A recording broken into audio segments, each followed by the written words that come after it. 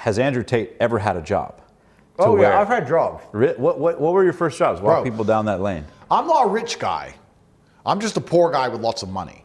I am, no, but I mean that. I've had jobs. I started off my first job, I was carrying boxes of fish. How old were you?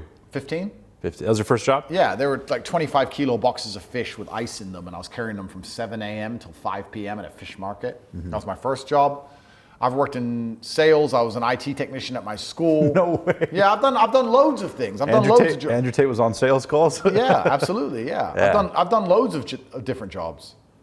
And I'm very glad I grew up in the real world, because I think that there's no light without dark. And if you're born rich or you're born privileged, you're going to have a particularly unique experience of misery, because you're not going to be truly happy. You're not going to understand why. And no one's going to ever feel sorry for you or understand it, because, of course, you're from a privileged background. You're living this great life. But you need to have had bad things happen to you for you to appreciate any of the good things you're ever going to have. So, in fact, when my brother and I talk, often we talk about the stories from the bad days. Our best stories, our happiest memories are when we were completely broke. It's kind of funny how the good old days are constantly being lived and you don't appreciate them till afterwards. But yeah, I've worked a bunch of normal jobs. I've lived a very normal life until I reached the highest echelon of finances. And I guess that's where you learn all the lessons on the way, where you start from a single mother household on government housing all the way to the top, to having companies worth billions of dollars, and you pass through all the different stages along the way, and you see all the different attitudes of the people as you go through it. What were some of the other jobs, if you don't mind me asking, that you had? You fish, sales? So yeah, I worked in the fish market for a while, which was fun, but it was very physically intensive, and I was training at the time. I wanted to become a kickboxing world champion, so I decided to get an easier job. I got a job as an IT technician at my own school, at my old school. I was 17 then. You went to college? No, I did go to college. I went to college in England, but I'm not sure how it matches up with the American educational system. So sure. I finished high school at 16. I went to college 17 and 18. When I was 18 and I finished college, I went back to my old high school and worked as an IT technician, but I got fired for sleeping with one of the students. Was she hot? Very hot. She was 16, I was 18, I got fired. Opa. And then I got fired from there. And then I went and got a sales job. How did sales sharpen you? Because one of the common denominators of some of the most successful people in the world has always been sales. I did door-to-door sales. Yep. I used to work selling solar. I later worked at Tesla. And it was always in sales, and it sharpens you to a whole new level. How did sales I think the best salespeople in the world are double glazing salesmen. What is that? Windows double glazing salesmen. Why is that? I think that must be the hardest sales job. Because if you sell cars, for example, somebody turns up on the car lot and they've turned up at the Audi dealership because they have a degree of respect for the Audi brand and they maybe want an Audi, and you have to convince them it's better than the BMW and make sure they can afford it and sell them the Audi. Okay, fine. But if you're going to sell somebody windows, they don't have any... They already have windows in their house. You're not turning up to some crack den with no windows. So firstly, you have to make them want the windows. Right. That's the first thing you have to do. You unsolicitedly knock on someone's door and say, I'm here to give you windows. And they're going to say, I have windows, I don't want windows.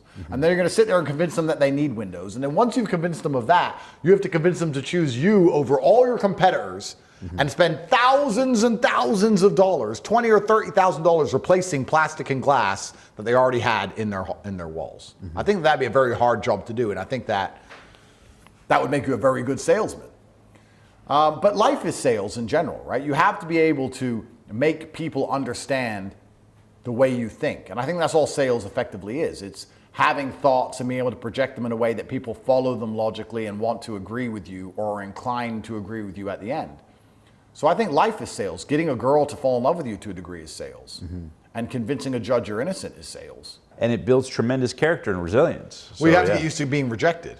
Yeah, hundreds and hundreds of times over. Yeah, it builds character. And it's amazing how if you start a sales job and you're rejected at the beginning, it's such a big deal, but after a while, the rejection just doesn't sting anymore. Yeah. Which perhaps answers back earlier when we were talking about my confidence to sit here and say things that get me in trouble. It just doesn't sting anymore.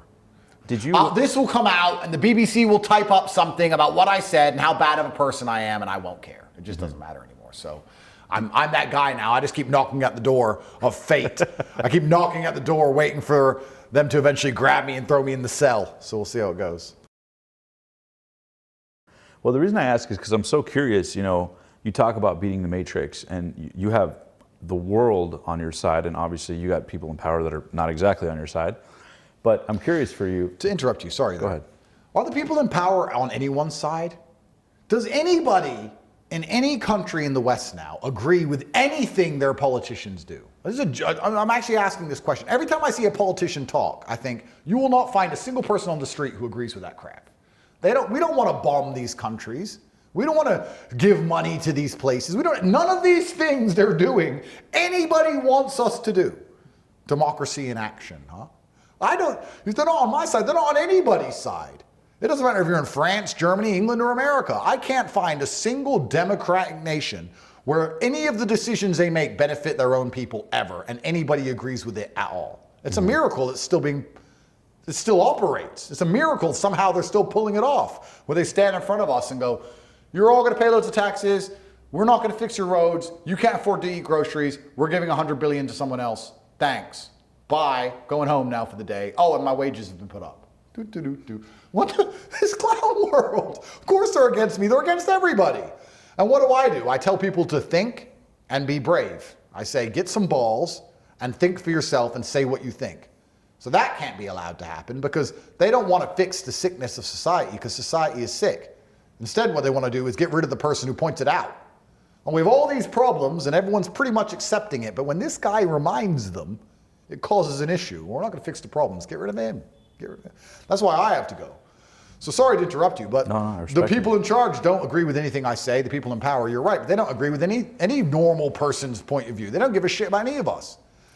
When's the last time you've seen any of the people in power talk about inflation, talk about the fact that the border crisis, the border's not closed, talk about rampant crime, talk about the educational system being under attack? No, what do they talk about instead? LGBT, the climate, crap no one cares about. No one cares about this crap.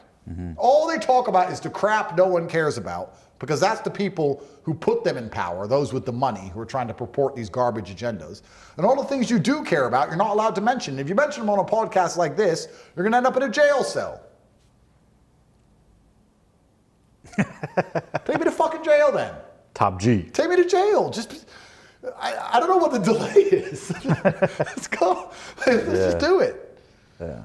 So, but again, I keep kind of harping on that, but it's like, I'm so curious how, or maybe you don't even think of it that way in terms of how you see you coming out the other side with the heat waned off. Or do you think, do you think that's a possibility? Or do you think it's going to be like a fight till the death? I think as this war ends, another one will begin. I think that life just morphs from one war to the next. Even if you think about the average person's life, they think, I'll be happy once I just get over this one thing, or I'll be happy once this is done, or I'll be happy once I bought this, and it never works out like that. As this war ends, another war will begin. Life is constant and never-ending war. You can either try your very best to have an easy life and be an unimportant nobody, or you can get very good at having a hard life and at least matter as you suffer through the human experience. And I don't see an ending because I don't think war is ever going to end. The war will change, perhaps. Perhaps it's not a Romanian court. Perhaps it's something else. But the war is going to go on forever. And every single day I'm going to get up and do my best while I'm breathing. And that's the reality I'm going to live for as long as they let me live until they decide that they don't want me around anymore. And I would never kill myself. And that's the bottom line. And I love that you say that too. You always say, I would never kill myself. I wouldn't. When I was in jail, the first month I was in jail, I think there was 4 suicides. And I got really nervous that they were trying to set up a pattern. And I kept tweeting, I would never kill myself, never kill myself, never kill. I tweeted it nearly every other day. So that's the one psyop I don't want anyone to believe. There's no circumstance on earth in which I would kill myself, ever. You're gonna have to kill me. You're gonna have to do it. I'm not gonna make it easy for them. I'm not gonna allow them to upset me. Take my ice cream away like a little girl, boo-hoo, and me do it for them. No, do your own dirty work.